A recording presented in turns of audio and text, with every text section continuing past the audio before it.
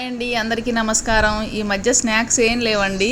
కారపూస చేద్దామని ఒక బౌలు బియ్యం పిండి తీసుకున్నాను, హాఫ్ బౌలు శనగపిండి తీసుకున్నాను. ఇంట్లో పట్టించిన పిండేనండి. ఈ పిండి అంతా జల్లించుకొని పక్కకు పెట్టుకున్నాను. నేను చేసే కారపూస స్పెషల్ ఏంటంటే వెల్లుల్లిపాయలు జీలకర్ర మెత్తగా పేస్ట్ లాగా చేసుకోవాలండి. దీని ఫ్లేవర్ వల్ల కారపూస చాలా టేస్టీగా ఉంటుంది. తర్వాత పిండికి సరిపడా ఉప్పు కారం తీసుకొని వాముని ఇలా నలుపుకొని వేసుకోవాలండి. తర్వాత గ్రైండ్ చేసిన జీరా వెల్లుల్లిపాయ మిశ్రమాన్ని కూడా వేసి బాగా కలుపుకోవాలి.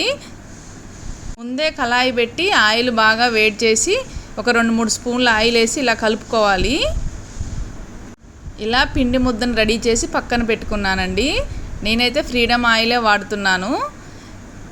కారపూస చేసినా, బోండా చేసినా, పూరీ చేసినా ఎందులోనైనా ఇదే వాడతానండి. ఇట్లా దిష్టిలాగా తీసుకుంటే నాకు కొంచెం సెంటిమెంట్ బాగా వస్తాయని. తర్వాత పిండిని ఇలా తీసుకొని గిద్దెల్లో పెట్టి ఇలా ఒత్తుకోవడమేనండి.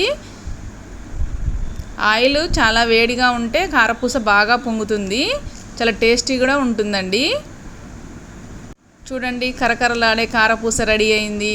ఇంకా తర్వాత ఒక గిద్దెడి పిండి మాత్రమే ఉంచుకొని 2 ఉల్లిపాయలు, 4 పచ్చిమిరపకాయలు, కరివేపాకు, ఉప్పు, జీలకర్ర వేసి ఇవన్నీ వేసి కలుపుకొని పకోడీలా చేసుకుంటే చాలా టేస్ట్గా ఉంటుందండి. నాకు నార్మల్గా అప్పటప్పుడు కలుపుకున్న పిండి కంటే ఇలా కారపూస పిండితో చేసుకున్న పకోడీ అంటే చాలా ఇష్టం అండి. మా ఇంట్లో వాళ్ళకు కూడా చాలా ఇష్టము.